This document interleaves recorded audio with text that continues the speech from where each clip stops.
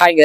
கிட்டத்தட்ட 18 மணி நேரம் சரியா ஸ்லீப் பண்ணாம, கிடைச்ச கொஞ்ச நேரத்துல ஸ்லீப் பண்ணிட்டு, ஓட்டு போட்டே ஆகணும். நம்மளுடைய கடமைய செய்யணும் அப்படின்னு சொல்லி, கரெக்ட்டா 30 மினிட்ஸ் இருக்கிறப்போ பிஃபோரா கிளம்பிட்டேன். சோ போயிட்டு ஓட்டு போட போறேன். போலாங்களா?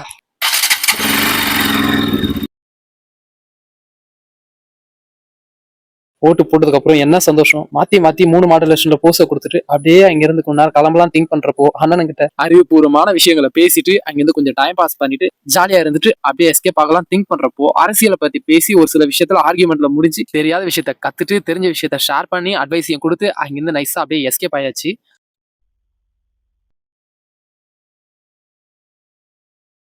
ஃபைனலி திருத்தணி ரீச் ஆயிட்டோம். மார்க்கெட்டு கிட்ட பார்த்தீங்கன்னா, ரயில்வே ஸ்டேஷன் கிராஸ் பண்ணதுக்கப்புறம் பஸ்ஸ ஓவர்டேக் பண்ணலாம் அப்படின்னு திங்க் பண்றப்போ, எவ்வளோ ட்ரை பண்ணாலும் முடியல. அதுக்கு ரீசன் பார்த்தீங்கன்னா, ஆப்போசிட் ரோட்ல வந்துட்டே இருந்தாங்க. ஸோ பொறுமையா பொறுத்துட்டு பஸ் பின்னாடியே போயிட்டே இருந்தோம். கடைசியா பஸ் ஸ்டாப் ஆனதுக்கப்புறம் ஒரு இடத்துல ஏறி போலாம் திங்க் பண்றப்போ, ஒரு அம்மா பொறுமையா நடந்து போனாங்க. அவங்களும் நடந்து போனதுக்கப்புறம் ஓவர்டேக் பண்ணி ஸ்ட்ரைட்டா பெட்ரோல் பங்க் வந்து பெட்ரோல ஒரு ரூ. 500 போட்டாச்சு. அதுக்கப்புறம் பாயிண்ட்ஸ் எவ்வளோ இருக்கு அப்படின்னு செக் பண்ணிட்டு பார்த்துட்டு அங்கேருந்து கிளம்பிட்டோம். ஸ்ட்ரைட்டா என் மச்சானுக்கு ட்ரெஸ் எடுக்க ஷாப்புக்கு போயிட்டு பையனுக்கு கிளாசிக்கான ஒரு லுக்ல ஒரு ட்ரெஸ் எடுத்து குடுத்து பையனை ஸ்டைலா மாத்தி சிரிக்க வச்சு அழகு பார்த்தாச்சு.